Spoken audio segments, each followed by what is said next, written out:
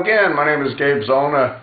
I'm sure, as most of you know, a few days ago, a gentleman in Fayetteville, North Carolina, prevented a home invasion and possibly the murder of himself and his family. And this individual happened to be armed. And as it turns out, 4 perpetrators decided to give him a visit around 3 o'clock in the morning. And their plan was obviously to rob him. They found that otherwise, what ended up happening, there was a shootout. The homeowner himself was injured. I don't know to what extent, but he was injured. And he was able to shoot at least 2 of the perpetrators. The media said that there was an exchange of gunfire. Now, we don't know how many rounds were fired by either side, but apparently there was an exchange. And as it turns out, 2 of the perpetrators were hit. One died, I assume, shortly thereafter, and his co-conspirators felt it best to get rid of his body, so they dumped him out on the road 9 miles from where the home invasion took place. The other individual ended up in a hospital, and he died there shortly after.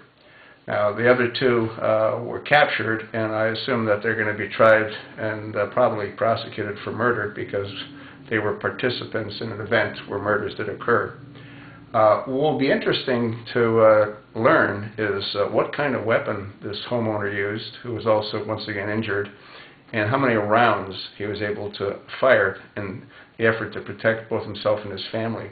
And the reason that's important is that if he would have resided in New York and if he used more than 7 rounds, he would have had a problem, and we probably would have been reading about him in the obituary column. And the reason that is Governor Cuomo and the Mayor Bloomberg, they've put a limit on the amount of ammunition that anyone can carry in any kind of weapon. And they also now have to have anyone that owns a military-style weapon, they have to be registered separate and apart. And I think it's really wrong when states dictate as they do, especially when those elected officials have 24/7 armed guards. And I'm pretty convinced that the kind of weaponry that Bloomberg's guard detail has is not limited to 7 rounds. And in all probability, they might even have fully automatic weapons for all I know. And see, this is where it's really wrong. It's like, do as I say, not as I do. Why is it that they feel that their lives are more important than ours? All we have is our one life.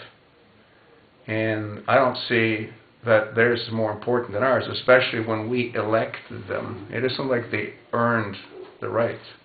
They were elected. And they were elected because they lied to their constituents. If their constituents would have known that they would be doing things like this, then in all probability they never would have been elected. I also did a video on this, I think, yesterday, and whereby 2 Buffalo well-known psychiatrists are being subpoenaed to turn over all their records of all their patients.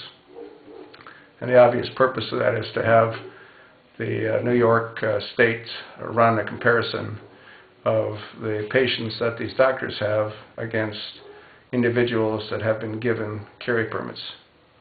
And once there's a match, guess what? Those carry permits are going to go away. What this government should be focused on is psychotropic drugs and the doctors that dispense them and the frequency that doctors dispense them. That's where the focus should be. But it's not. It's too easy. It's much better for them to take control, as they do, by telling us what we can and can't do. Pretty nuts, isn't it? I told you what I think. What do you think?